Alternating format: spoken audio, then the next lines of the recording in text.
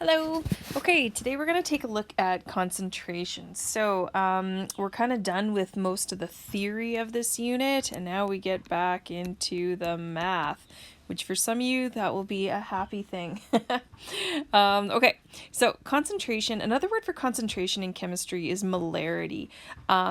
So we're going to use that word when I use, these can be interchangeable with each other. So when I'm talking about concentration in terms of chemistry, we're talking about molarity. And keep in mind, you're going to have to take notes here through here, so make sure you're writing stuff down. So the amount of a given solute in solution, that's how we define molarity. It can be expressed, so concentration can be expressed in different ways. We're going to focus on the molarity though. So molarity equals moles of solute per liters of solution. It's important to make the distinction here. So solute, again, is the thing dissolved.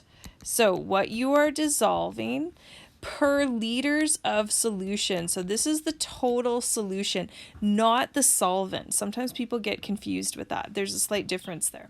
So the full solution. So the formula is going to be capital M equals moles per liter. So we can abbreviate it as molarity equals moles per liter.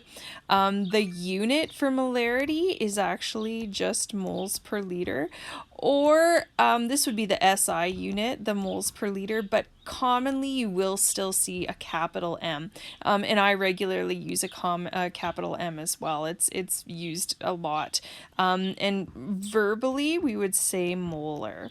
So for example, we could have like a 3.5 molar solution. That's how you would say it in words that way. Okay. So we're going to basically just work through a couple problems using this formula. So we're going to start off nice and easy. Determine the concentration of a solution that contains 2.5 moles of solute in 5.0 liters of solution. So again, our formula, molarity equals moles per liter. So I'm literally just going to sub in the values here. I know that I've got 2.5 moles of solute, and I've got 5 liters of solution. And so 2.5 divided by 5.0, we're going to get 0.5, but I have to use the right number of sig figs. So there's 2 sig figs, so 0.50 moles per liter. So that is the concentration of this particular solution. So very straightforward, very basic. Don't confuse yourself. Next, what volume of solution would be required to make a 0.4 molar solution when dissolving 0.10 moles of solute? So this one, again, now this time we're given concentration and we're given moles, and we're asked to find the volume, which is liters. So again, molarity equals moles per liter. So we can use our trick that we used in the gas law. So circle what you want, draw the diagonal. Everything on the diagonal goes to the bottom. So it's going to be moles divided by molarity. So moles is going to be 0.10 moles divided by the molarity, which is 0.4 molar. And so then you're just going to take 0.1 divided by 0.4, and you get an answer of 0.25. Now you have to pay attention to sig figs though, and so because of this 0.4 molar here, we can only have 1 sig fig. So you're going to put a bar over top here, or you can round that to 0.3 liters. Okay, now the way we can make these more complex is by adding in masses here. So this one, determine the amount in grams of sodium nitrate required to make 50 milliliters of 0.4 molar solution. So again, let's just go down and make sure, let's see if we have all the units.